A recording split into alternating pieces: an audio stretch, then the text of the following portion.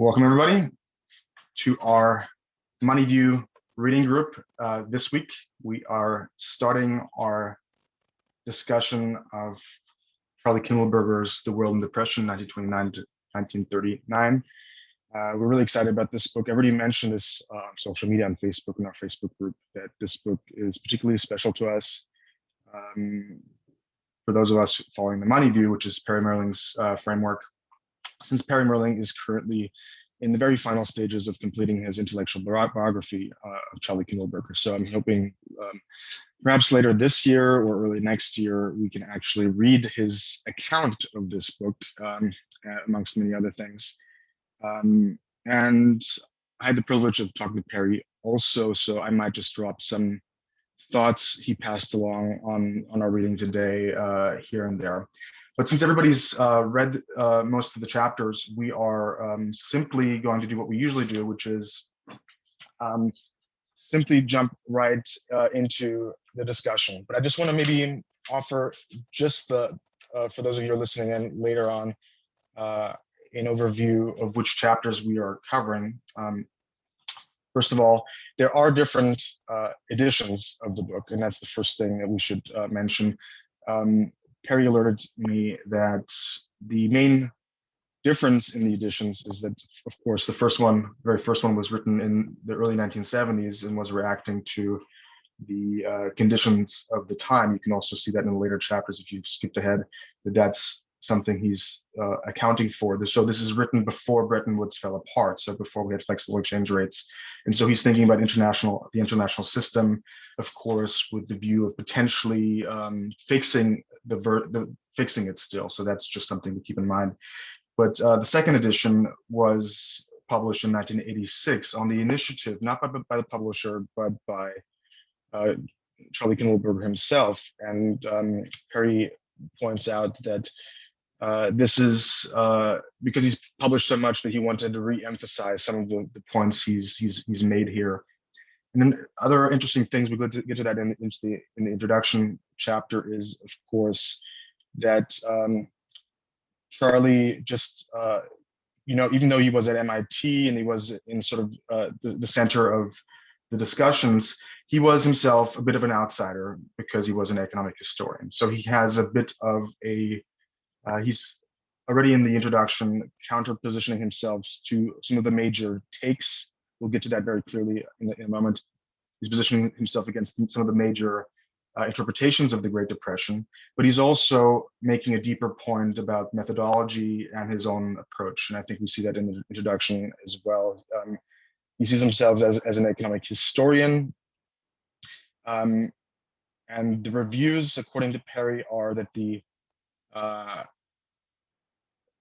conventional economic history of the time was told primarily through econometrics. So that kind of approach, and he has a narrative approach, so he's positioning himself that way. And the pure historians were bemoaning a little bit that he didn't offer any new facts. But Perry's answer to this was that he has this book should be read with the impression of him being a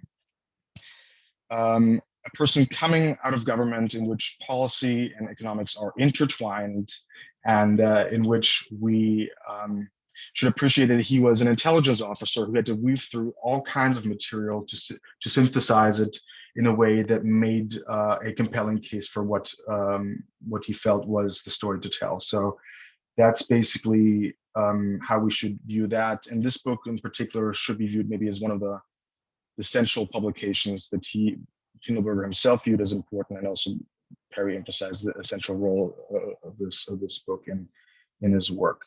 So I think that should set the stage for discussing perhaps the introduction first, and also the preface. I think there's a lot there. The good news is that Charlie already offers a lot of what is to come in this introduction. So we can already, if you haven't read the rest of the book, you can already see some of the main conclusions. He already gives us some of his thoughts.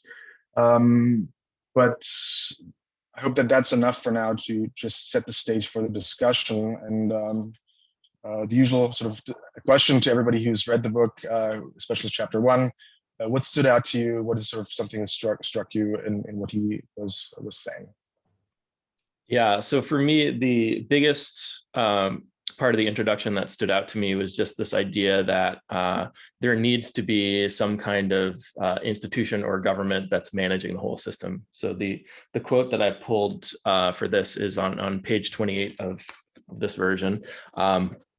The international economic and monetary system needs leadership, a country which is prepared consciously or unconsciously under some system of rules that it has internalized to set standards of conduct for other countries and to seek to get others to follow them, to take on an undue share of the burdens of the system, and in particular, to take on its support in adversity by accepting its redundant commodities, maintaining a flow of investment capital, and discounting its paper. So he's arguing for an international global monetary authority, essentially. Or he's arguing that these things kind of happen on their own and you know, we should acknowledge it and support it, that kind of thing. I just want to mention, so I read this after last week finishing reading Yanis Varoufakis's book on the global minotaur, and it seemed like there's pretty much the same argument. What this kind of leadership that Kindleberger describes seems to me like the same thing that Varoufakis harps on, the idea of a global surplus recycling mechanism is his catchphrase. So, I mean, I think, you know, I don't know if either book will get fully into the theory behind their prescriptions, but I guess in the back of my mind, I'm wondering how similar and how different like Varoufakis's view is from Kindleberger's, because it seems like the same thing. And also that kind of prepared me for reading this, where Varoufakis is more kind of slow and patient with his reader than Kindleberger. So other people might want to check that out too.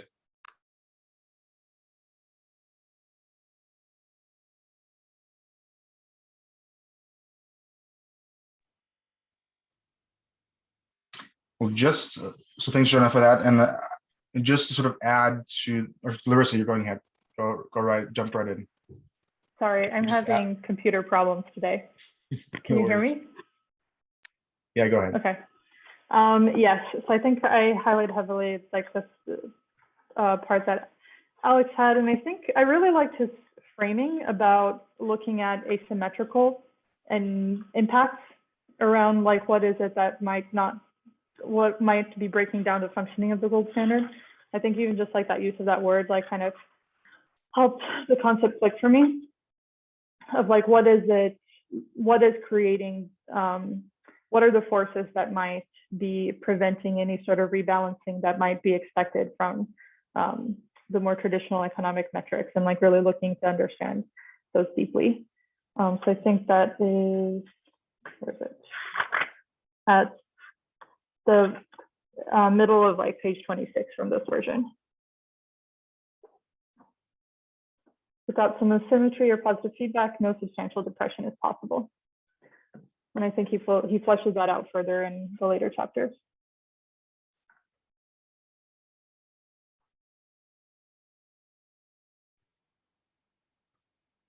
Yeah, I think you're completely right. I think to start with this concept of leadership is completely key, and I think I would just just on the next page to where what Alex was referring to. There's the thing that I highlighted the most was this section on page 21 in the first edition. Was I'll just read it out. At a deeper level, it may be possible to detect a parallel between the crisis of 1848 on the European continent to the 1929 Depression. Both represented failures of the economic system at a transitional stage from one set of institutional forms to another. That is to anticipate. What he's talking about, of course, is that we're in the middle of a leadership change between the pound sterling and the US dollar. And that is if we take that as a frame, we have a different kind of circumstance that overwhelms the institutions that are trying to deal with the crisis to act as leaders. They're overwhelmed with the events. I think that's sort of another type of reading that we don't see, which is, I think if we go back to, maybe somebody wants to summarize quickly the critique that he is offering primarily for Friedman, because the thrust, at least in the very first edition, is to react to Milton Friedman's and Schwartz's reading of the Great Depression. Maybe I'll read out that quote too. I think that's quite powerful. The world, there will be doubtless have been a recession or depression without, with perfect monetary policy or a money supply which grew in the United States at some optimal pace. Just to explain exactly what is meant by that. So the explanation offered by Friedman and Schwartz is that the money supply between 1929 and 1933 was contractionary, and that was a policy mistake by the Fed. So one, it's a explanation starting with the United States. Here's then I'll go back to the quote.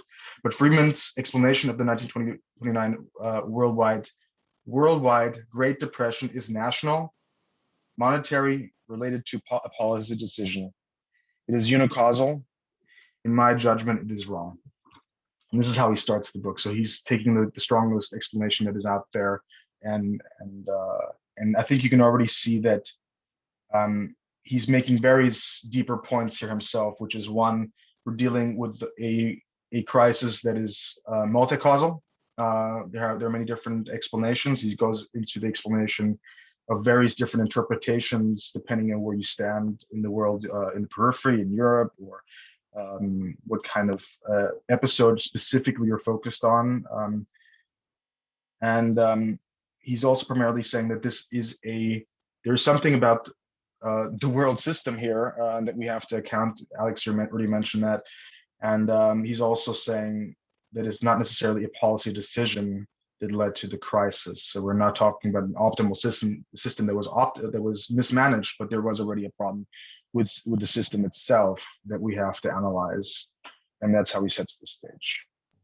But maybe Jonah, go ahead, Alex. I was just going to say that if monetary policy can be perfect and you still would doubtless have a depression, that kind of prompts the question, what is the purpose of monetary policy? And is it supposed to prevent depressions and recessions and stuff like that? Or does it have, or is there something else that it's supposed to do that's more narrow than that? Is it supporting a particular component of the system, and the system as a whole can still break down if other things fail, that kind of thing?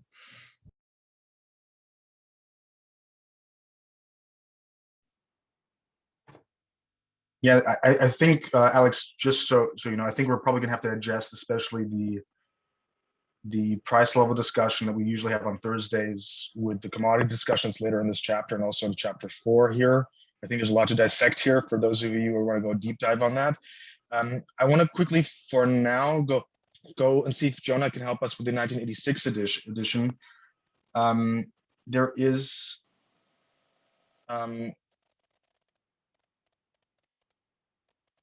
something to be said about the going after Peter Temin. If you know what he said about Peter Temin's explanation, that would be interesting to me as well.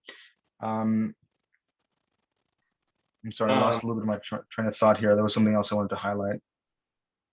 Yeah, so I mean, I'm gonna try to summarize so I'm not reading the whole thing. So he's trying to steer a path between kind of the Friedman monetarist interpretation and the Temin Keynesian interpretation, both of which Kindleberger sees as unicausal. And he kind of describes how Temin, in his book, Did Monetary Forces Cause the Great Depression, basically, according to Kindleberger, uses like a ISLM, like Hicks analysis to analyze, whether, I guess, like which curve, whether the IS curve or the LM curve shifted. But, Kindleberger says, I'll read here, the analysis is limited to a single country without the mechanism by which financial crisis in one country is propagated to others, and without commodity prices, asset prices, capital flows, or exchange rates. It is usually silent on what causes autonomous shifts in spending. Maybe we can skip a little bit. For the most part, the debate has been conducted in terms of monetarism versus Keynesianism, money versus spending, two unicauses ranged against one another.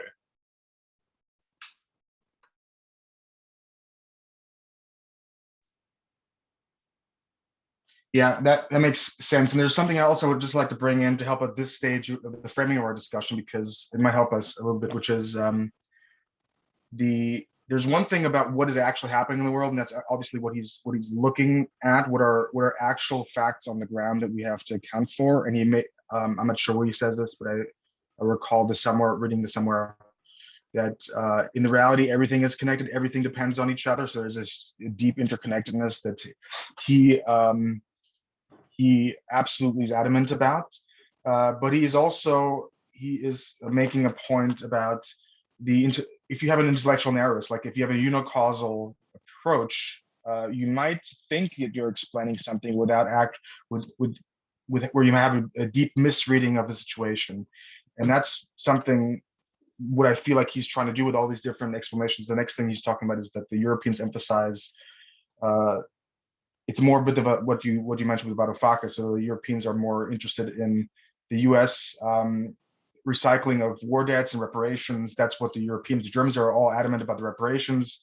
The French want to have the reparations payments, and the UK wants reparations payments to be able to make those payments to the US, which is based on their war debts, and the US kind of makes it go around because they are the only ones that can make that recycling, in Varoufakis terms, work by lending to Germans, for example, right? That's exactly how we then get out of that crisis in chapter 2 with the Dawes Plan and everything else by the US. That's the European interpretation here, and he's saying there are very, very different things we could look at, and they all play a role here. And I just wanted to say that he's trying to do two things here. He's trying to sort of push against a narrow reading of this crisis, against the causal explanation. At the same time, he's trying to provide some other framework that shows an interconnectedness. And I think he's obviously international monetary person, so he's looking for those types of connecting tissues that make more sense to him. Samuelson, on the other hand, or Larissa, go ahead. You don't want to jump in. Oh, I was just going to say that this searching for a more multi-causal explanation in some ways connects in my mind to Minsky's line of thinking around like the power of like discretion and like the ability of, I think like a unicausal explanation kind of overdetermines the problem and like seeks, and that in some ways like underscopes the availability of options available to points. So I think it's like very connected to the point around global leadership. At any point in time, because there are multiple causes, there are also multiple outcomes that are possible. And like that underscores the importance of both leadership and also creating an environment where more things are politically feasible. So I think in some ways it's a more, I don't know if optimistic is the word, but it creates the space for more agency in its interpretation. So because of that, more complexity.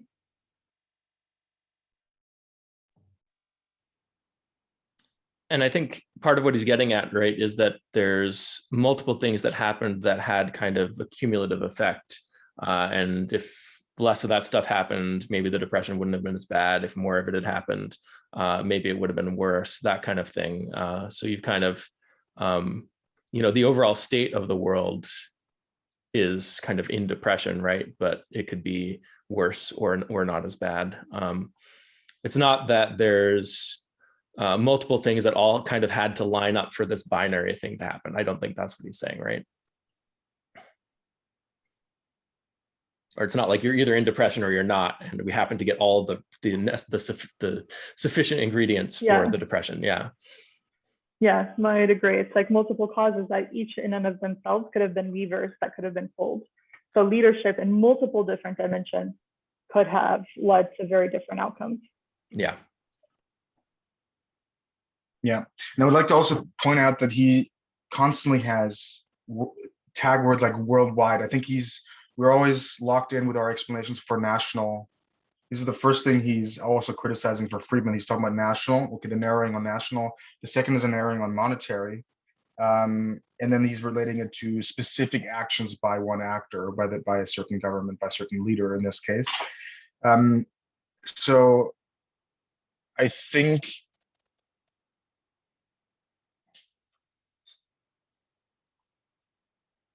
you're still hearing me, right?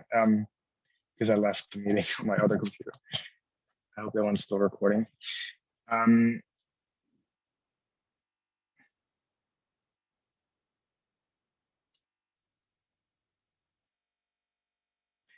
Yeah, so the other person he's criticizing in the 1971 reading Samuelson, and that's goes a little bit to what you said, Laura said, sort of a bunch of accidents that sort of lined up. Doesn't go very deep into this account, but he's also not convinced. So I think he's sort of placing himself in a different place here.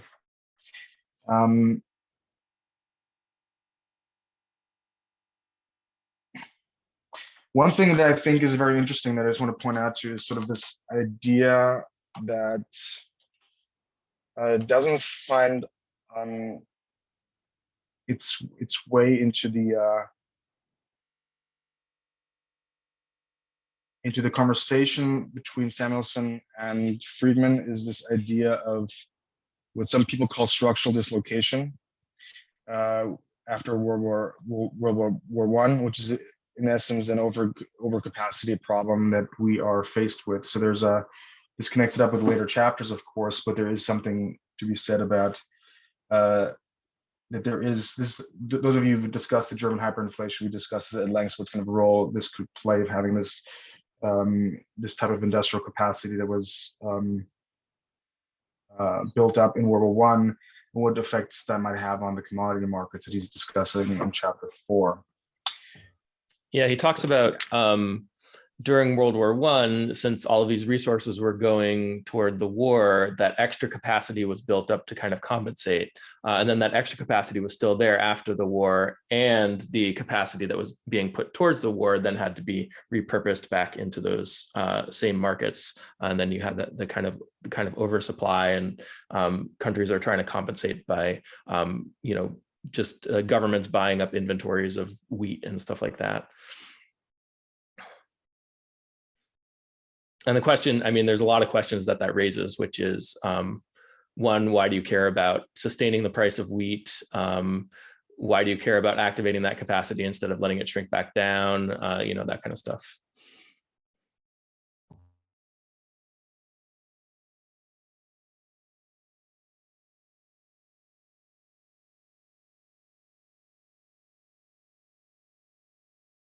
And another interesting thing, if we don't mind shifting a little bit to chapter 2, he talks about how in the 1920-1921 depression, right after World War I ended, there was like a sharp adjustment of wages downward. And then after that happened, it was no longer possible. And then the idea that there could be this kind of, systemic, unemployment problem was kind of a new thing after that point, at least in Germany. He says on page 33, in Germany, it was noted that a new phenomenon, unemployment showed up after the war. So the idea is that beforehand, wages would adjust downward as needed, kind of for the economy to reach full employment. And then there were political forces, partly, that were pushing against that process. So wages could adjust upward during a boom, but no longer downward during a contraction anymore. So that was kind of an ingredient to the depression.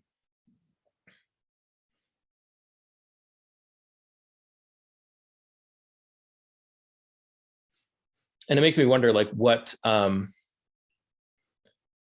why is this important? Why do we not want wages to adjust downward?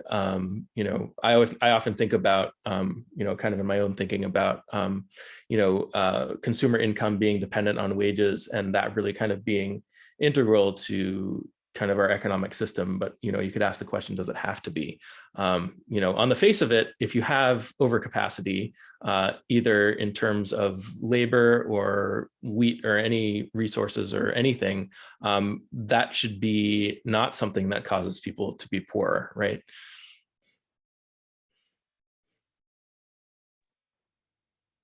Yeah, and I think that this also, in my mind, like this focus on like the asymmetries is also connected to it means like we need a better way of thinking about like the distributive effects, because like that ultimately is what constrains what is politically feasible, that impacts like what policy, you know, what economic policies are possible and what kind of leadership actions can even be taken, since you're playing the politics game on both the international and national level. But I think it's a good question. Like, if these things are no longer adjustable, it's because like the political game has changed. So how is it that we think about the distributive impact of these different like choices, and like have a, you know, a more robust conversation about that?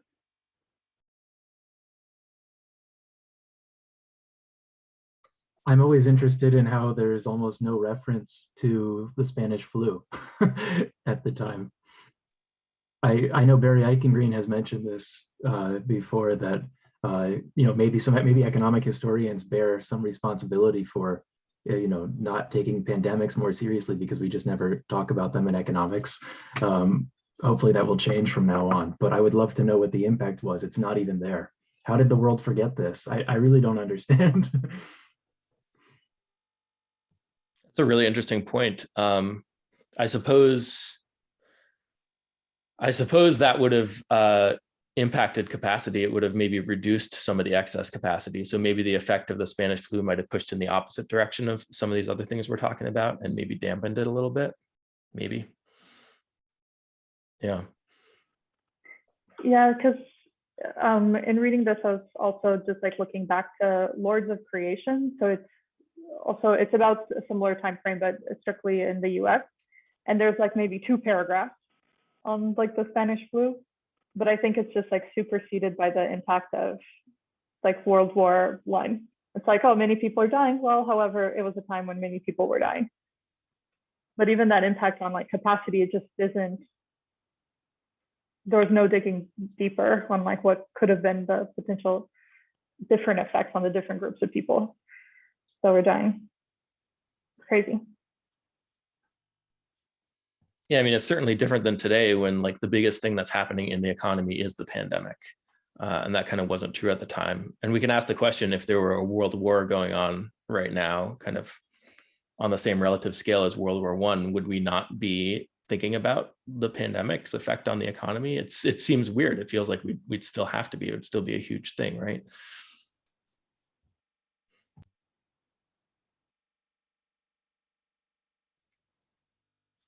The interesting thing about the Spanish flu is something I think that we could add to the list. That is, let's take a look at all the things that he mentions in chapter 2 in terms of this recovery, or what's standing in the way of recovery. I think Spanish flu, if you add that to the list, it doesn't, it fits right in my opinion, because we'll see in a second. So we're again at this unemployment, structural dislocation, overcapacity thing that we mentioned already. That's one thing.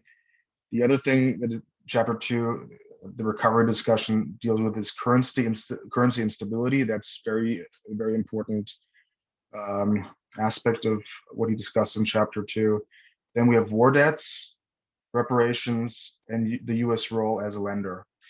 And if you add the Spanish flu to that, you can maybe see that what I'm trying to get at is that there is an international aspect to almost all of the things that is occurring. There are very few points that the structural dislocation is important. Why is it international as well? Because it affects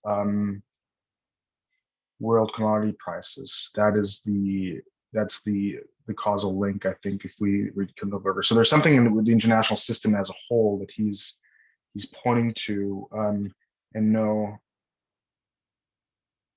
explanation that is sort of focused on domestic issues alone will help you even understand the recovery aspects. Everything is sort of interconnected at that level. I find that quite interesting to look at. Yeah, if I may jump in, I also found that in a way he's actually kind of explaining or expressing the idea that if every economy and every state looks after its own economy, actually the overall world economy does not benefit from it. So it's not if everybody maximizes his own outcome for his own economy, that this does not necessarily mean that there's that this also maximizes the outcome for the entire world economy. And I think particular with, like, if you think about that, during the 1920s, the first ideas of organizing, so bringing up world conferences on International Labor Conference or currency stability conferences and these type of world meetings. So kind of this brings in the political agenda of then during the time when he's writing it, of people keep in mind we need some kind of world exchange, I would even say, rather than and then he kind of, you can say, he tackles again Friedman, rather than just looking after your domestic monetary policy. Yeah, Fakwa, thanks for bringing that up. And page 28 in this edition right here, that this point is the most clear. I think it's even more clear than the point I brought in up on page 21, is that you need a country to underwrite the system. You need a leader to underwrite the system. So if I just read the full quote, I think it's worth it. In these circumstances, the international economic and monetary system needs leadership. A country which is prepared consciously or unconsciously under some system of rules that it has internalized to set standards of conduct for other countries and to seek to get others to follow them, to take them as an undue share of the burdens of the system, and in particular to take on its support in adversity by accepting its redundant commodities and so forth. And then he says Britain performed this role in the century to 1913, the United States in the period after World War II, to say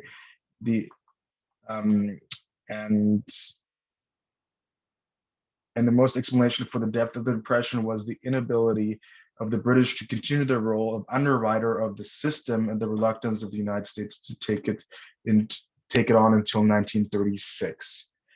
So for me, this is a super important point, because this also, again, is not just a question of national explanation versus international per se. I think he is carving out an explanation that is distinct, which is, and this is different from Keynes, for example, who's sort of putting a Banker plan or some international arrangement out there that is sort of a system outside of a country.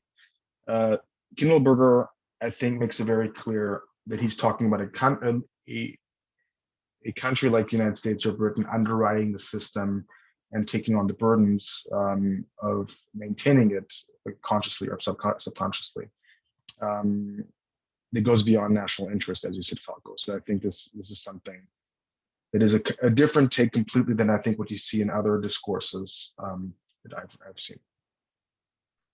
Yeah, although I guess I'm thinking about this. I wonder, like, how much Kindleberger's description depends on conscious leadership, like you're describing, Jay, and if like some type of Keynes-like plan with, if is there a possibility for an international mechanism that would serve the same role, or is it specifically this kind of political type of leadership that is necessary. Do you get what I'm saying? Does it have to be the US, or could there have been an international solution?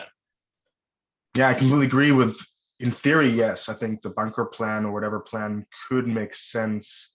But the point here is the key word for me is underwriter of the system. So whatever system you're putting out there, somebody needs to underwrite it, and somebody has to put their weight behind making sure the system is adhered to, which is to say leadership, or ensuring that the system is adjusted and rearranged when circumstances change, which is also, of course, why an international system like bunker plan might not work over time, because the world changes, and therefore, how do you change a system that is not underwritten by somebody who's making sure it's underwritten? I'm not sure if that's... Yeah. So we can extend that and ask the question, who has an incentive to underwrite the system, and why do they have that incentive? What causes that incentive, and what maintains that incentive? The question, this question kind of reminds me of, the Bank of England not wanting to admit their role as the manager of the, London money markets. And then they realized that in order to have a business, the system had to exist. It had to not fall apart. And they were the ones who were in a position to take action that would stabilize the whole system. So I wonder if the United States falling into the role it fell into, it was kind of a similar thing where they kind of needed the international monetary system to be functioning in order to thrive as a country, and they were the ones who were in a position to do it. So it kind of organically fell onto the United States, but they were, they didn't see that right away, right? And I think this is part of what Kindleberger is talking about. Like they were reluctant to do it, and Britain had reached a point where they were unable to do it. So I wonder if this kind of theory can help countries know when it's in their best interest to take on this role.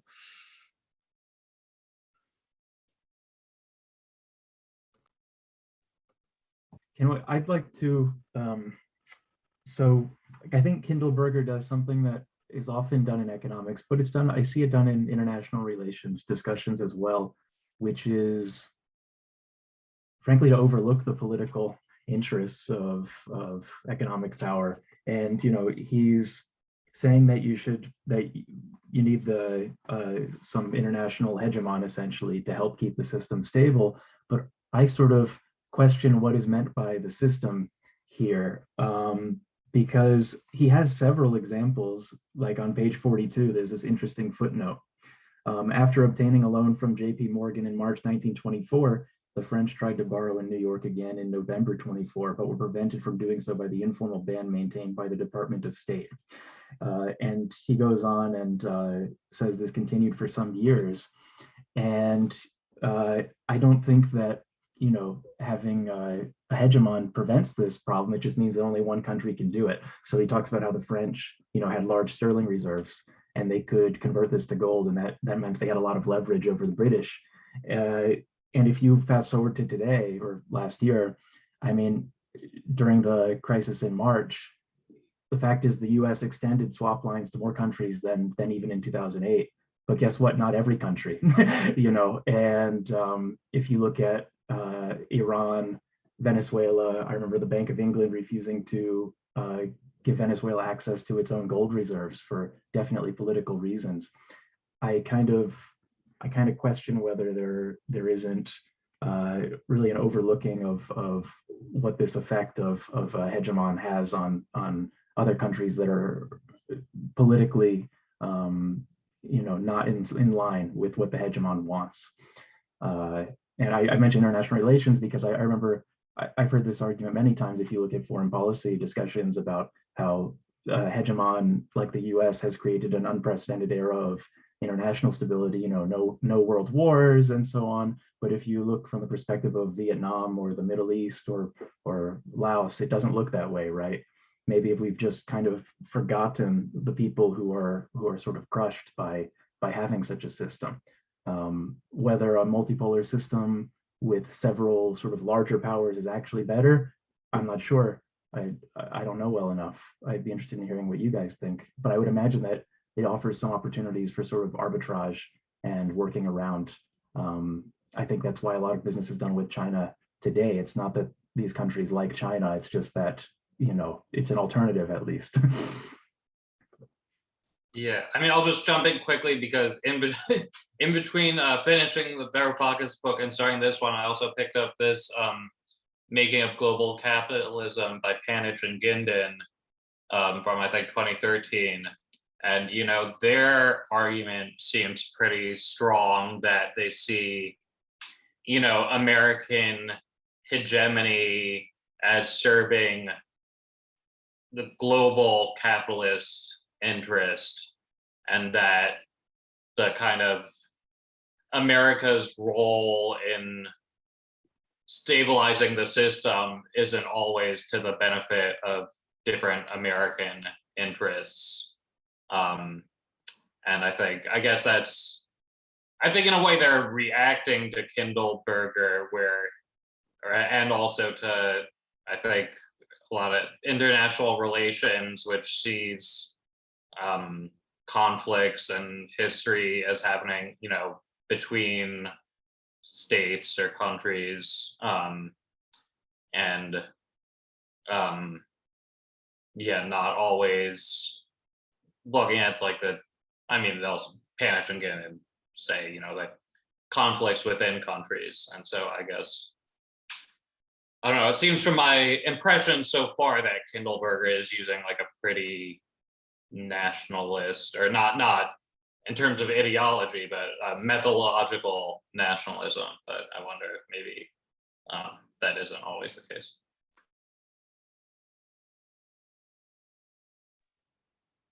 Yeah, it's an interesting point to bring up. But for some reason, something in me reacts that I want to counter that for some reason. Maybe I try to explain myself. I think what we're talking about here, I think you're right, of course. Let's talk about the actual historical circumstance, which is exactly what he's trying to spell out here, which is we are in a situation where clearly in people's minds and people's impression, the UK is the hegemon, but it's lost the capacity to play that role. So that's the direct consequence of World War I, and that's the structural dislocation that he was referring to. The US is pressed into the situation. The US is not the US at the time, if I'm not mistaken, has a very sort of, hey, let's stay out of European affairs kind of attitude, and it's sort of still exploring its own space. It's still in this sort of looking inwards and looking to the West when these developments happen. So it's not of course, looking at that, it's not a natural thing that the U.S. automatically would sort of discover its newfound power and influence because it hasn't had that. So that's just interesting. I think this conversation might be much more interesting post World War II, excuse me, when the U.S. fully has realized its power. And I think this sort of we can have the traditional international relations conversations at that stage, which kind of the U.S. has realized its power. We even have the military-industrial complex conversation even occurring within the U.S. presidency. When Eisenhower leaves, he warns us of this. So I think that discussion is firmly rooted here. I think what Kindleberger, just to be very clear, is concerned about, he's thinking about the 1970s. He's looking at a system that's flailing as well. And he's trying to understand, is the U.S. also on a decline right now, or with the impression of Vietnam potentially? Is there a way to repair the system with leadership? That is there some way to reconfigure the arrangement on the criteria that he is setting out to do? Because we can easily say, yes, there's business interests, and anything the U.S. does naturally will benefit the narrow U.S. business interest, but he's not talking about that right here. The quote I just read was something that goes beyond a set of rules and a set of ideas that go beyond any particular or narrow interest that should benefit your own country, but of course the international system at large. So that's, I think, aspirationally, that's what he's talking about. But being very clear, that's why it is politically rooted, that you need a political force to make it work, right? And I think he's not naive about that aspect, which other Europeans especially are super naive about the fact that you can just put a system up there and we all sort of adhere to it. And somehow in practice, it is still, if the system is up there, the US is still underwriting it with its military force at the moment. And so I think me being half German, half European, I'm very critical with the European view about how we can just have a moralistic international system that we can just uphold just because we write it up in a document. That's not how it works, right? We all recognize that. So I have a question from chapter 2. This is page 46, and they're talking about stabilizing the global currencies again, and the UK going back on to, or Britain going back onto the gold standard.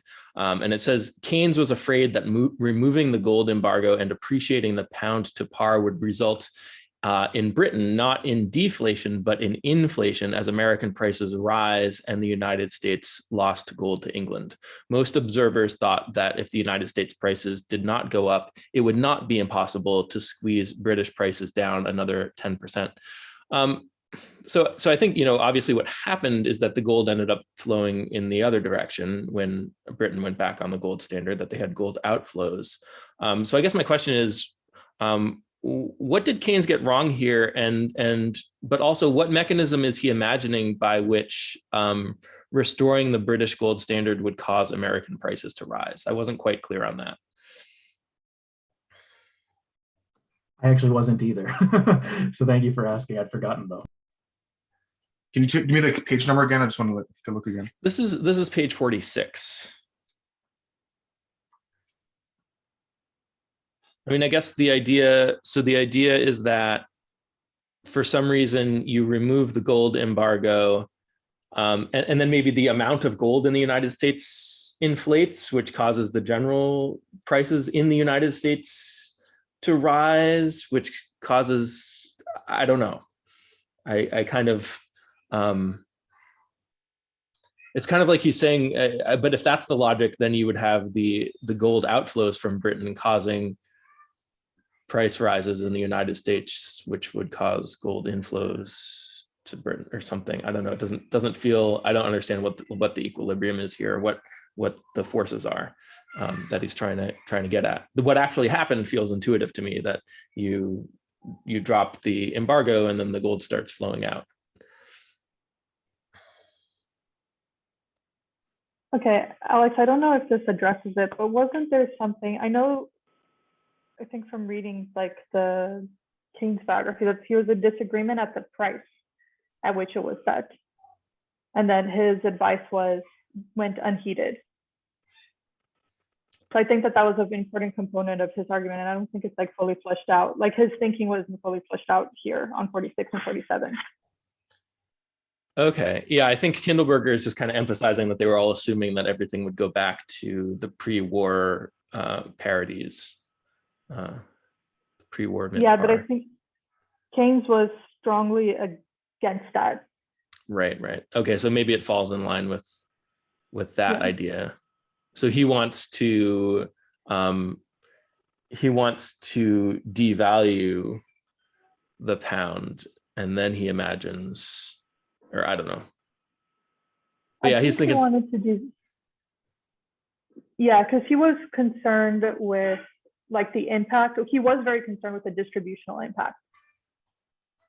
And he thought that there needed to be some, without considering the redistribution impact, like you would have, possibility of instability and insatisfaction that could rise to war.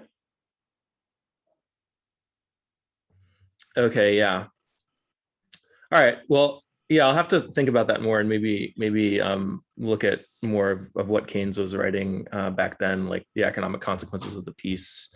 And I guess the economic consequences of Mr. Churchill was another thing that they cited here also, which I have not read. And then kind of skipping ahead, In chapter 3, he talks about inside money and outside money. And I think he's thinking about it a little bit differently from both Perry Mehrling and from Gurley and Shaw. So he says, this is page 63 now. Foreign exchange is both an asset and a liability, and where there are alternative assets such as gold or other securities, it is a sensitive liability. In domestic monetary theory, a distinction is made between outside money, an asset which is no one's liability, such as gold, or a liability, yeah, that's fine, or a liability which no one expects to be paid off, such as locally held government debt. In the international economy, gold was the only outside money, and it was relatively scarce. In addition, together with gold, the dollar was an alternative to sterling. And then he says, sterling in other hands, and especially in those of continental bankers who contemplated moving out of sterling into dollars or gold, was clearly inside money, an unstable component of the total. So there's some feature of inside money that he's imagining here that makes it less stable than the outside money, because it's substitutable for maybe other inside monies that are ultimately IOUs for gold or something like that. So I thought that was interesting. And I'm not quite sure I buy it, because if you can go either way between, dollars and pounds, you can also go either way between, pounds and gold or dollars and gold. It doesn't, I don't quite understand why the inside monies would necessarily be less stable than the outside money, except maybe for the fact that there's more of them and there's more shifting around or something. I think it's connected to the point that Jay was highlighting, that if Kindleberger is indeed highlighting that there needs to be an explicit political power who is the underwriter, the political power can do that if it's its own inside money. But with gold, you basically need a renegotiation of all of the exchange rates. Like you need the international coordination in a way that you don't necessarily need if, the US can unilaterally decide to create all of these swap lines without 180 countries coming together and determining at what rates. Yeah.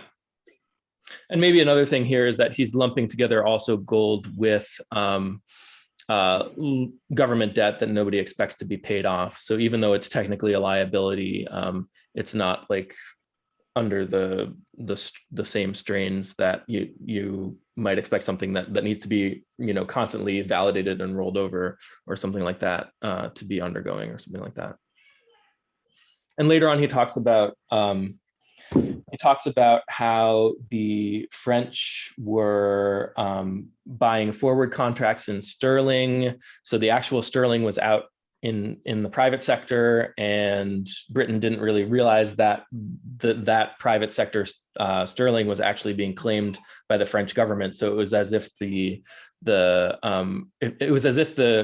government of France had more claims on Britain. Functionally, they had more claims on Britain than what it looked like on paper. And there's this assumption that the private sector isn't going to redeem their sterling for gold, whereas an actual government might. So there was more kind of brittleness built into that arrangement than it looked like on the face of it. So I thought that was interesting too.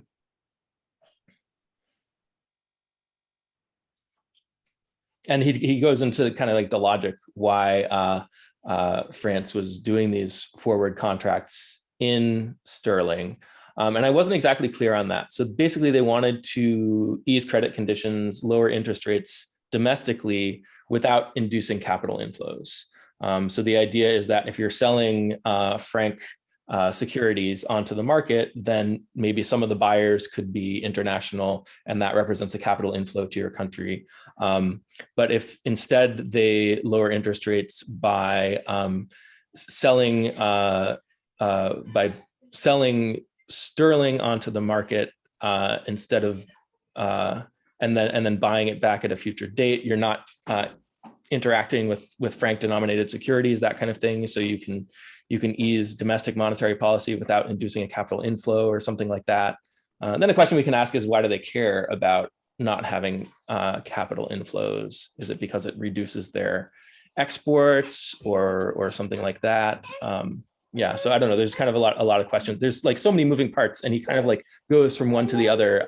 And if anything, at least it highlights how kind of complex and international this whole system is, which I think is one of the main points he's trying to get across. So at least he succeeded there. Yeah, I'm just going back to the initial inside-outside money thing you just mentioned, Alex. I think it is interesting. I also put some notes here too, but I think you just made me think something else too. And Larissa, you just mentioned it as well. This whole point about sterling in the hands of the British Commonwealth was perhaps outside money, which is interesting, which is like equivalent of gold. But sterling in the hands, and especially in those of continental bankers who contemplated moving out of sterling into dollars or gold, was clearly inside money, an unstable component of the total. And that's a huge part, because if you have this sort of structural shift from not treating the pound as the ultimate means of payment, and there's huge balances here, and you're shifting into dollars or gold, then you're exactly this international cooperation that has happened at least between the Fed and the Bank of England has to occur at this point for the system to be stable. And it's not. I mean, maybe this is more complicated than I realized, because I'm having some trouble understanding this section. But is he just basically say that there might be a run on the Bank of England's gold reserves, or is it more complicated than that? I think that's what he's saying. Yeah, that the gold reserves have more potential actual claims that might be claimed on them than what it looked like. Yeah. And the interesting thing here, Jonah, just to add, is that Britain is no longer seen. It has no longer the power just to suspend. It has suspend gold as it would do pre-1913. It has done that many times, but now it's sort of a clear push. People will not just sit tight with sterling balances, even if they don't get gold for it. That was the old system. We read that under Hawtrey, that they've done that many times, and then just later, when the run was over, or when they felt comfortable. In this case, there's a clear push out, and that's permanent. So this is like why it's unstable. It's a permanent push out, and that makes it more of a peripheral country, or a second tier country compared to the US, because it has this unstable component of balances that might be withdrawn at any time, leaving the liability structure of the Bank of England in this case.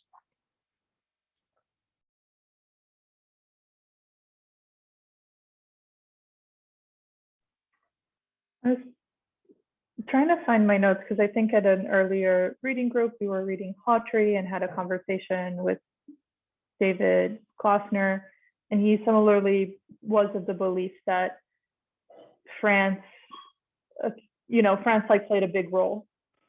And maybe his view was a bit more unicausal instead of multi-causal, as Kindleberger was trying to highlight, but I was trying to compare those perspectives.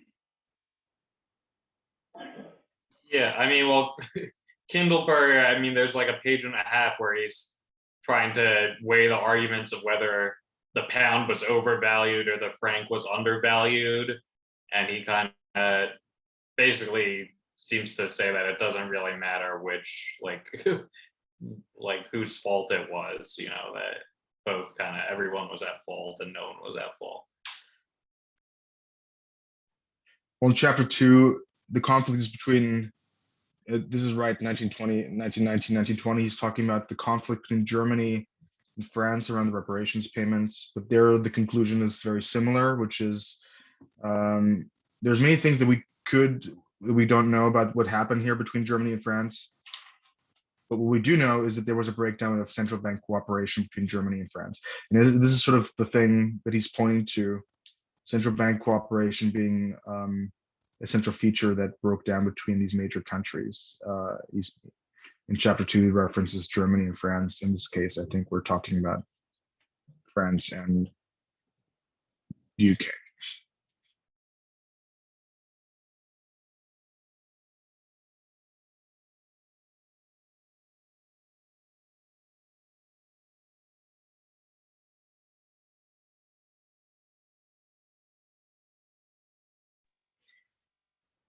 All right, let's just skip forward a little bit. Let's take a little bit of hold of chapter 3, maybe jump into chapter 4 and 5.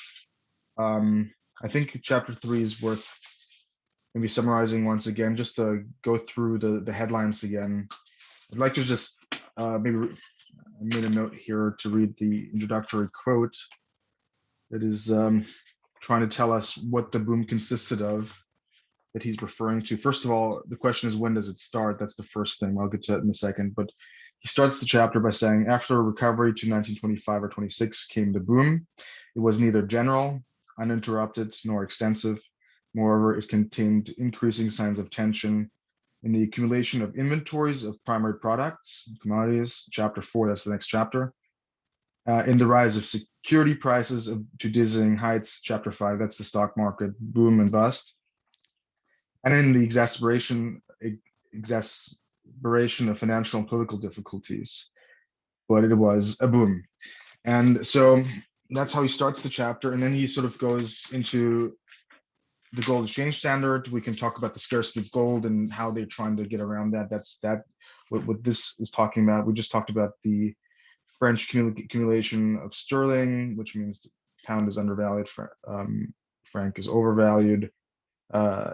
Easy money in the US, which eventually also led to what we just will come into chapter 5, the securities boom, and then the halt in foreign lending. I think that's, once this stops, that's when we see the system being exposed, right? And then we can get into discussion how that ripples through the system.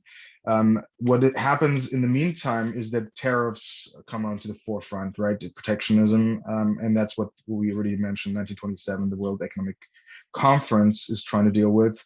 But here again, the word leadership comes up. No leadership is displayed in this conference, which means they're not fully resolving the issue of tariffs, and with tariffs also the properly dealing with capital flows. And then finally, the Young Plan, which is again the reparations question in Germany, after we have the onset of the initial crisis, and Germany cannot make its payments. So those are the things that he talks about in chapter 3.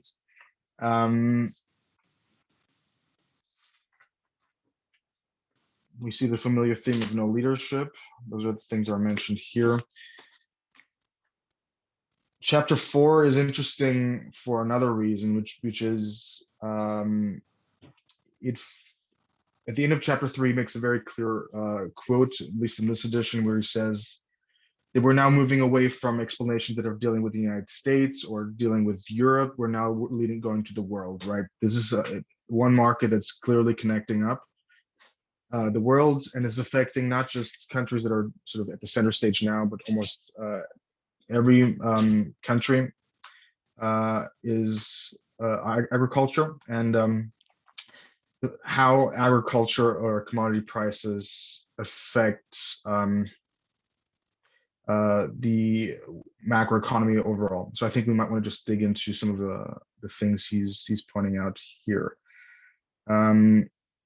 Just to preface, he was mentioning that there was a debate, if I remember correctly, whether or not world commodity prices and the cycle it undergoes is in any way related to other cycles or other sectors of the economy. And he was just prefacing the chapter by saying that some people claim that or think that. Obviously, he pretty quickly comes to the conclusion that he thinks that the sectors of agriculture, industry, and finance are very interconnected, and we have to dig into how they are interconnected in a second. But here again, going back to what Jonah's saying, I think this is already clear here that he rejects the Keynesian thought that price changes in one sector are unimportant for other sectors. So again, he's sort of having a little bit of an attack on the conventional Keynesian take in the early 70s. I'm curious if this is more elaborated on later. But I think he's also pretty adamant that he's rejecting explanations that purely focus on the price mechanism. And I think that's also something that goes to the theoretical level, that he's sort of he's making a clear point about the price mechanism being a clear explanatory power. without looking at other structural issues that might occur. So those are things that that stood out to me. And maybe the most clear point here is just maybe the one quote I've just written out again that I like.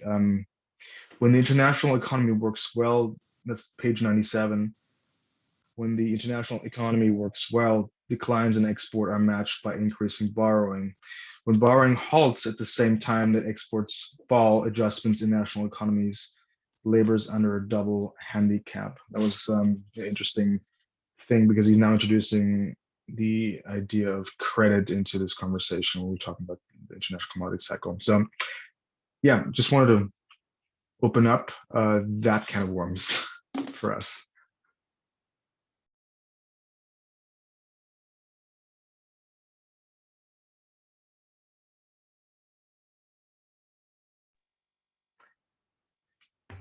Yeah, I had highlighted that particular quote as well. I think the idea, yeah, so the idea is that if it's not matched by an increase in borrowing, then you have to issue more money or something to compensate for that, or it puts a strain on the central bank to issue more reserves. Is that right? Well, you have adjustments on all other type. You have adjustments that have to be more drastic. One, right? I think it's sort of like direct adjustments of letting people go, cutting spending at the company level or wherever it might be. I think there's just a real adjustment that happens in many different companies. Adjustment of labor use, the labor cost. Trying to deal with that kind of thing. So that's I think what he's talking about, but he didn't specify it in any detail. So I'm kind of interesting. The adjustment is just very difficult if you have to. It's almost like a similar conversation we had earlier. If you adjust simply by devaluing your currency, or like we had in modern times, the Greek case, the Greek just have to cut all kinds of internal prices to make the adjustment if there is no external way to adjust your price. Maybe he's referring to that specifically.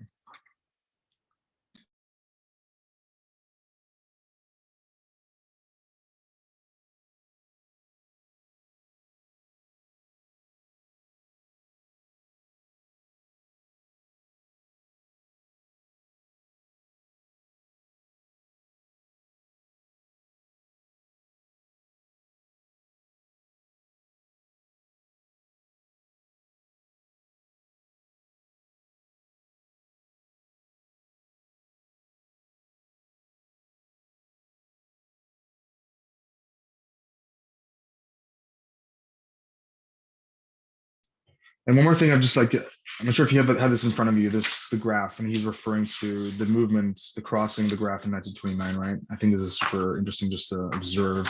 What page was that on? Remember all the lines and all commodities were crossing in 1929, where he was referring to this was clearly not a stable equilibrium already in that time. So the move, basically he was referring to that agriculture already was, there's something happening way before the onset of, let me see if I can find the exact page. Oh, yeah, in my edition, it's page 88 and 89. So basically, if you look at the year 1929, you see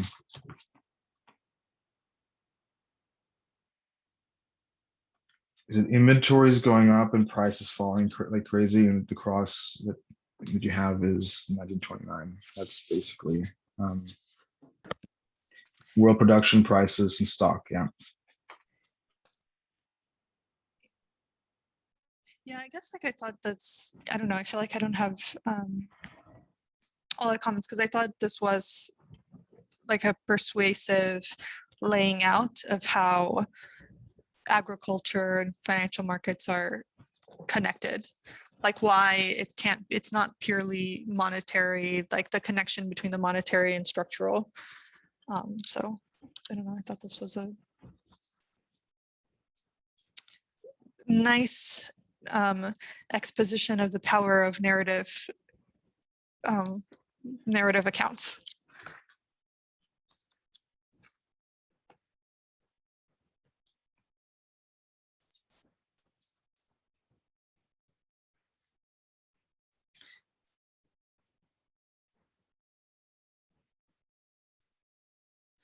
And I think maybe what kind of like a takeaway for me is like, how is it that you can hold in one's mind all of the interconnectivity in a way that you can, like, what kind of model would capture this interconnectivity in a way that connects the monetary and structural? But that's like a very open-ended question, but it speaks to the importance of that. Like, how do you keep it simple enough that you can think about the system as a whole, basically, without losing the important features? Exactly, and have enough predictive power that you think like, oh, this type of policy will have this type of knock-on, both monetary and structural impact across these key sectors, et cetera. It's like, is that even possible? That might be hard to do. I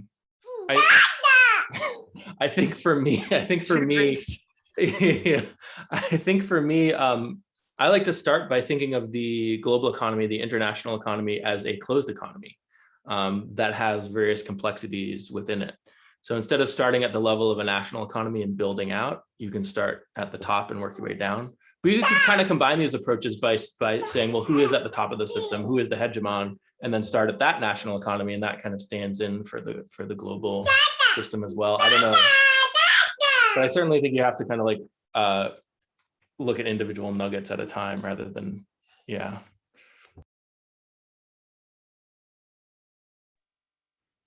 Yeah, I find one interesting thing here, just to bring it back, the interconnectedness between political and economic factors here, which is on page 105. He's talking about now, he's considering now the consuming countries, those are importing commodities. You would assume that they were really happy about the fall of commodity prices, and they would sort of embrace that. But that he makes it pretty clear on page 105 that the consuming countries might ultimately have realized that their real incomes had increased and permitted them to expand spending, but the process is time-consuming. Meanwhile, the primary producers cannot wait. They spring into action with tariffs, quotas, and exchange depreciation. Even the consuming countries do not find the improved terms of trade welcome in all respects. To defend the importing competing sector, typically the farmer, who, in addition to serving as a romantic and idealized type, often has a political power, the consuming countries impose quotas and tariffs and resist cheap imports. And then he goes on, deflation gets the edge over expansion through the increased real income owing to the lower prices at the constant money income. So that's for me like another sort of interesting way where you wouldn't predict that. You would obviously assume I'm making things cheaper for you. That would somehow make the system go around. But here again, you have another thing standing in the way of incomes flowing from one country to another and the onset of tariffs. So yeah, that's just interesting to me to see that. Yeah, and I think that's connected to, I don't know, I think for me, it keeps going back to this point of like really understanding the asymmetries or the frictions in the system, because instead of imagining a system that is mostly frictionless, it's like the frictions that are critical.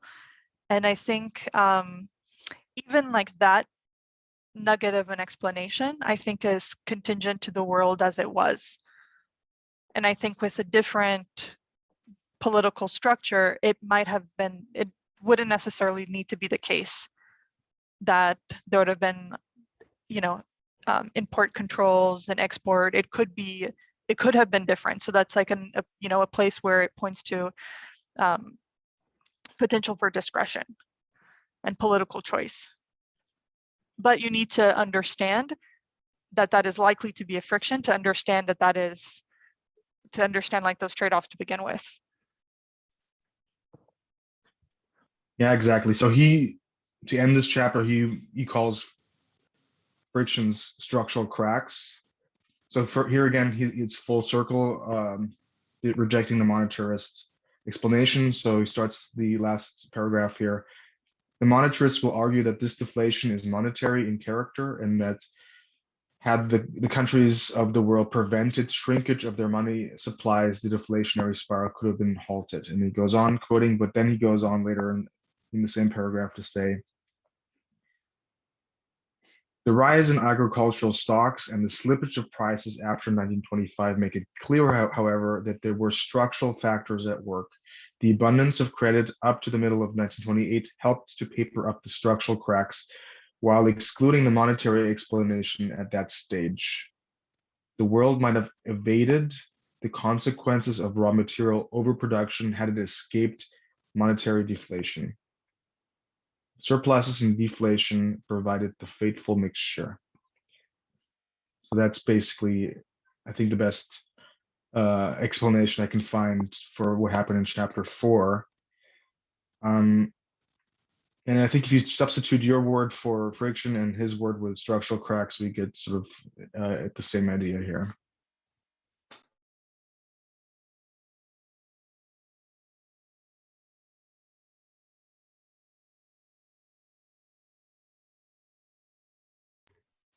I think there's probably more going on than frictions. I feel like if we kind of eliminate all these frictions he's talking about, then you could still potentially see the same problem. Maybe not, but it feels like you have countries and firms and people who are specializing in doing certain things, and then other people are not people aren't producing like in proportion to what I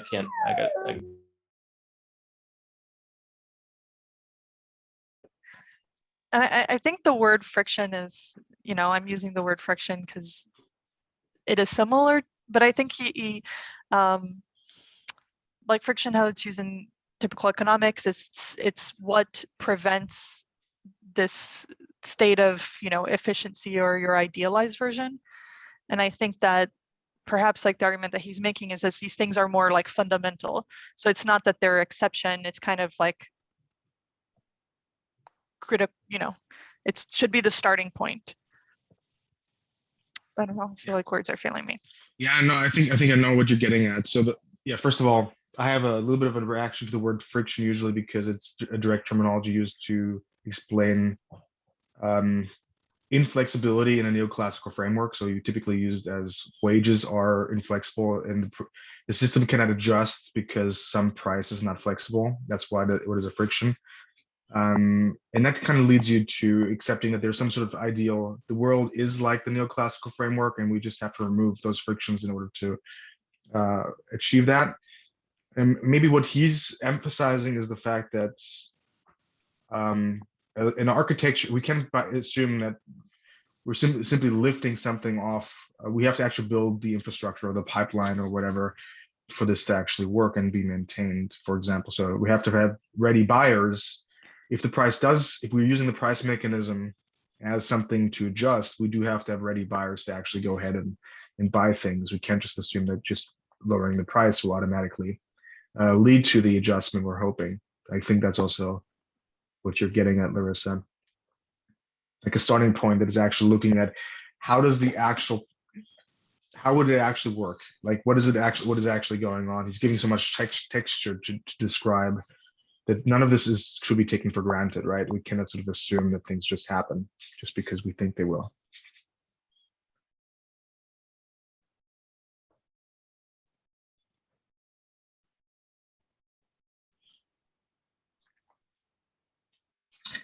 All right, but I think we're kind of hitting our hour and 30 marks soon. So I'm just wondering if anything stood out here that you still want to bring up to the group.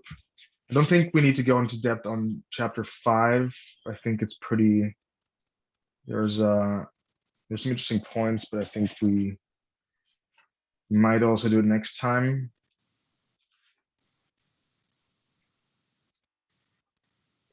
Does he discuss which currency trade is invoiced in at the time or at different countries? No, I don't think he does. That's an interesting question.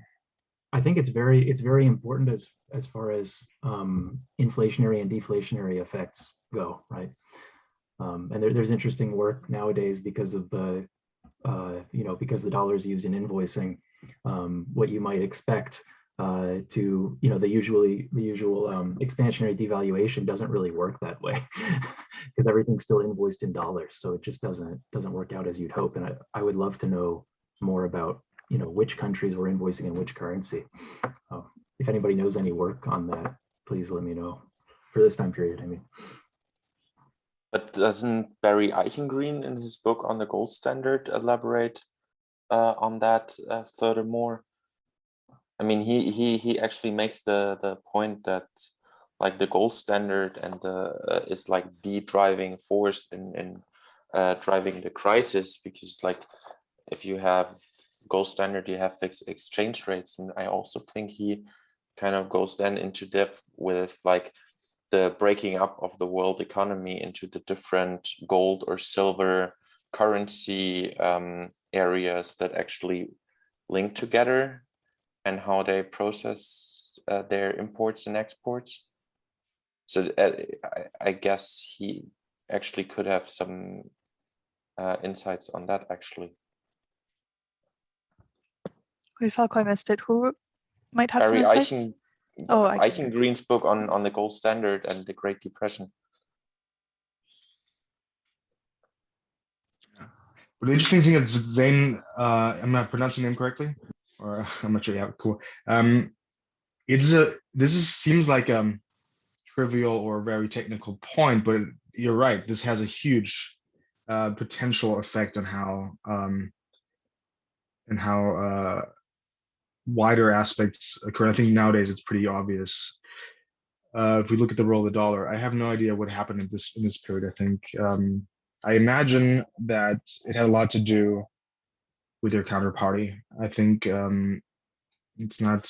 I think it's not completely. I don't think it was a clear. It might have been a pound system, but in the interwar period, I think I doubt that everything was still invoiced in pounds. And if you look forward to Germany, like this is the thing that I did in my master thesis, it's pretty clear that in the 30s, Germany is clearly breaking away from invoicing in pounds and in dollars, in particular to be able to, Germany didn't devalue like every other currency, but Germany is trying to overpay in its own currency. But has to then not go to the dollar and pound. It doesn't want to expose itself through the system.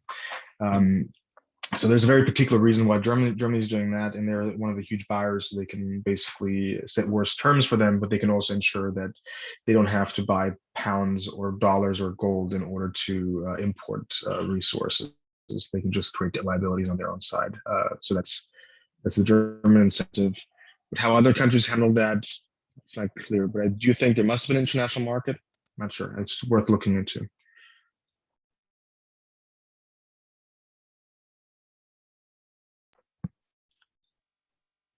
There was one point like in chapter 3 that this is like super minor and maybe overly technical. So if people need to drop, maybe not. It was like, so on page 75 of this version, he's talking about the relationship between like the money supply and a stock market boom, and whether or not it draws funds from away from normal financial circulation and into it. And it seems like his conclusion is that the boom does not reduce money supply in general.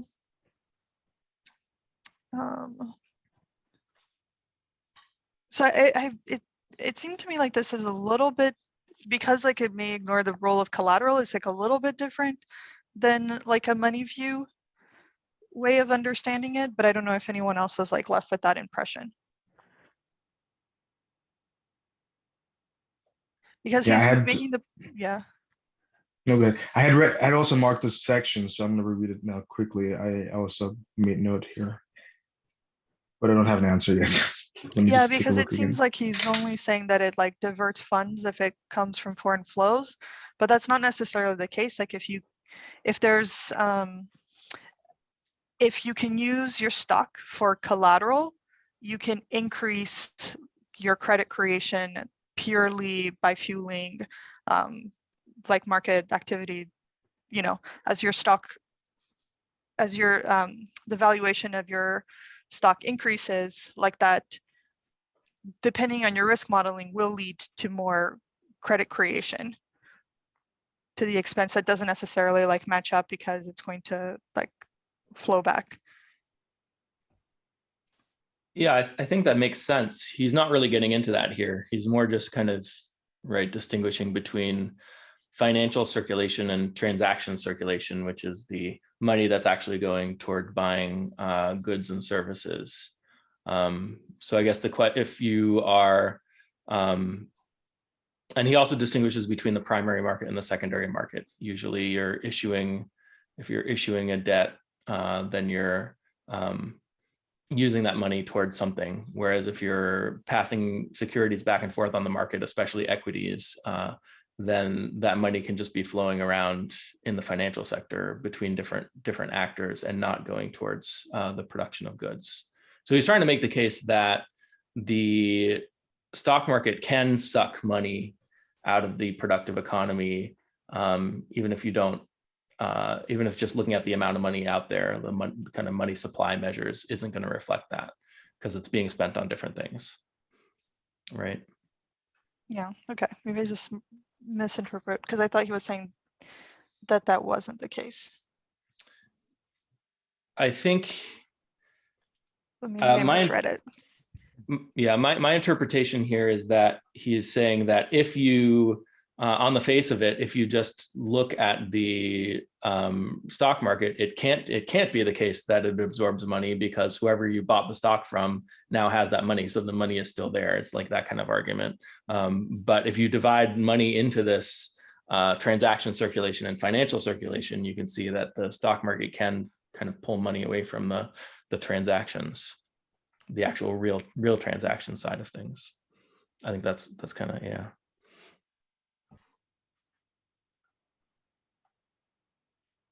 Yeah, I guess like I also take issue with that it could leave the volume of money unchanged. Well, it leaves the total volume of money unchanged, but it might reduce the volume of money that's circulating in the transaction side of things. And when he's talking about money, he's talking about specifically like cash or stuff that's close to base money, right? So the total volume of especially in terms of gross amounts, the amount of financial instruments and such can grow, but then the amount of kind of money is still the same. Yeah, right? but I think that if you can increase, there's like an argument for increasing your deposits as well, right? If you are using your stock as collateral, because like you think that from a risk-adjusted perspective, it is worth it. I see So what that you're would saying. also increase the money supply. So if you are if you're including deposits in the money supply, then there could be lending that goes to fuel the stock market that creates more deposits at the same time. Yeah. What you're saying, okay. But I don't know if that was actually happening. It kind of like depends on how, it depends on the specifics of what banks are doing. But I think theoretically that's possible, right? Yeah, and it makes sense, with all the call loans and everything. I guess, yeah, he's starting from kind of this assumption that banks have a certain amount of funding to work with, and how are they allocating that funding? And if that funding is kind of, if they're investing in the stock market, maybe they're not investing in the real economy. But the point that you're making now is that, okay, well, what if there's an effect where the stock market actually increases the amount of funding that banks have, and that increases their deposits. Yeah, it's an interesting thought. But again, that's relatively minor though.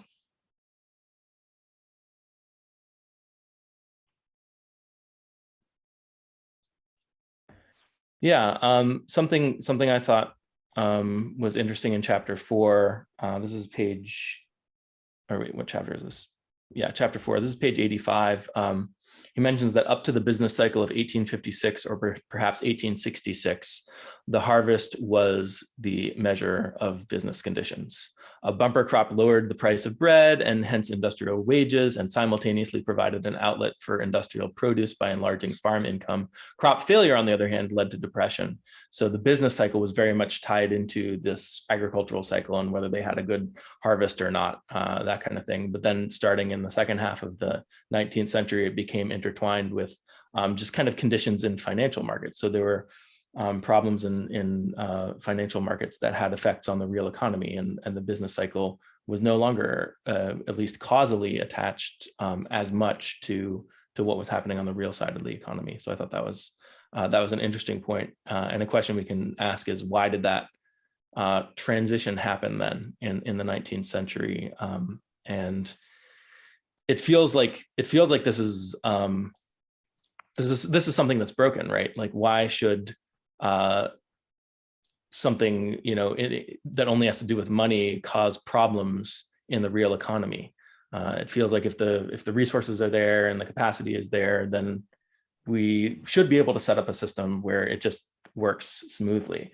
Like, you can forgive, okay, there was a drought and your harvest was terrible, now that hurt everybody, right? That's not something you can really do anything about, except holding like inventories of grain or whatever. But this feels like something that's broken, that you should be able to address through policy. Wait, why is it broken? Maybe I don't understand that point.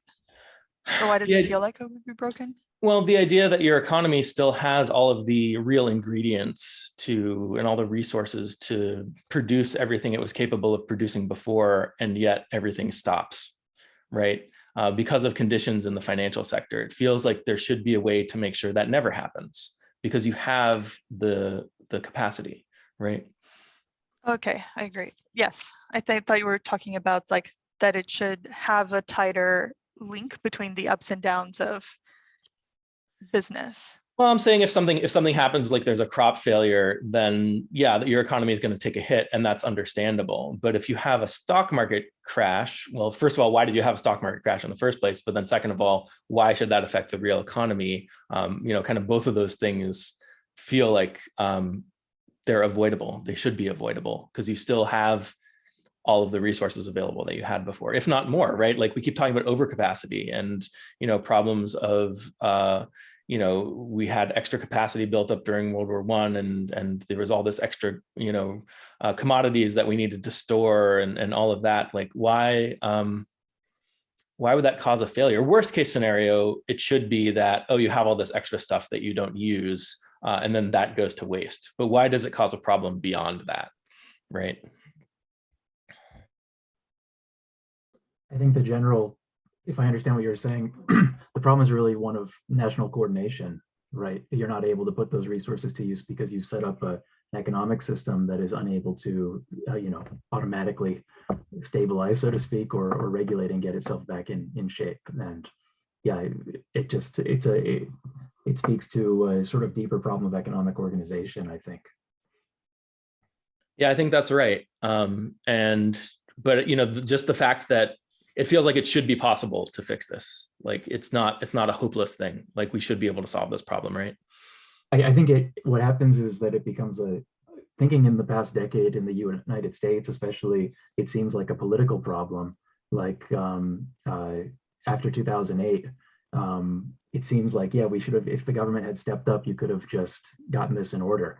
But the fact is the government won't step up, and then you have to ask why. And Kindleberger talks about this a bit in the intro, where he says, when we talk about the cause of the Great Depression, we have to analyze everything, including why the political solution is not there. I remember that in particular, because I often wonder that myself when people talk about the cause of the Great Depression. It's like, well, the fact that economies picked up during the war kind of proves that it always could have been solved in some sense. So you have to look at, what was the reason for the political dysfunction, in my opinion. Well, here's a question, which is, do you think there's a core of experts who just have the answer and the politics are causing them not to be listened to? Or is there a role for economists to, illuminate the situation and influence the politics so that the politicians actually know how to solve the problem or something like that.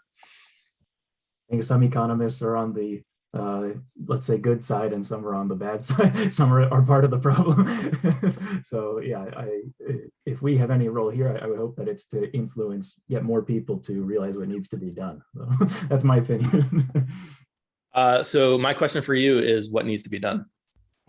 Oh, right now, I think a international green investment and technology sharing for environmental technology is the most important thing. After 2008, more traditional, just sort of, fiscal stimulus or national investment project, really the same thing, I would say. But I think people weren't as conscious of how quickly the climate crisis was gonna start affecting the real world, or affecting our daily lives, let's say. Well, maybe just to close the session, since we're now at time, I snuck ahead to chapter 14. I think this is really just to keep this in mind for the upcoming discussions. So he starts the chapter, and it goes maybe to a little bit to answer your question, Alex. I'll try to answer your question after reading these quick quotes here. So he starts the chapter by saying, "We return to the original questions. What produced the world depression of 1929? And importantly, why was it so widespread, so deep, so long?" I think this second part is super important to understand it, because we can look at any individual factors. And that's also, if you look at page 292, in my edition, he says something to the effect, "The shocks to the system from the overproduction of certain primary commodities such as wheat, from the 1927 reduction of interest rates in the United States, if it was one, or from the halt of lending to Germany in 1928, or from the stock market crash of 1929, were not so great. They were not so great to produce this humongous, deep, wide, long depression. So no one factor," he says, "relates to that. The world economic system was unstable unless some, not so great. Shocks of similar magnitude had been handled in the stock market break in the spring of 1920 and in the 1927 recession in the United States. The world economic system was unstable unless some countries stabilized it." So the world economic system, he's talking about the monetary system, was unstable. So he's looking at this system being the transmission mechanism of making these shocks wider than they are. Yeah, we go through this whole section just going to this leadership thing. Britain couldn't handle it, and the US wasn't ready yet. But if you look a little bit ahead, what his solution is, this may be asking Alex, or telling Alex again what Kindleberger's explanation is, and maybe also why, for example, 2008 was so deep as a crisis and we didn't have a huge crisis right now, is again, the difference is that we handled the monetary system, the international monetary aspect differently. Go, Ben, again to what you said earlier, Zane, you said swap lines. So that's a huge update to the system that didn't exist before. And he says earlier on page 292, the explanation of this book is that the 1929 depression was so wide, so deep, and so long because the international economic system was rendered unable by the British instability and the United States' unwillingness to assume responsibility for stabilizing it in three particular ways. 1, maintaining a relatively open market for distressed goods. 2, providing countercyclical long-term lending. And 3, discounting in crisis. So these are the three things he's pointing to, and then he explained why any one of the particular explanations doesn't grant you a huge crisis. So again, I guess this is pretty much, and now I know where Perry got this from, because Perry took almost this exact explanation when he's talking in other lectures about why the international monetary system is sort of amplifying why we thought that the subprime mortgage crisis could never have led to such a widespread crisis, right? But it did. Nobody would have anticipated that. But here we are.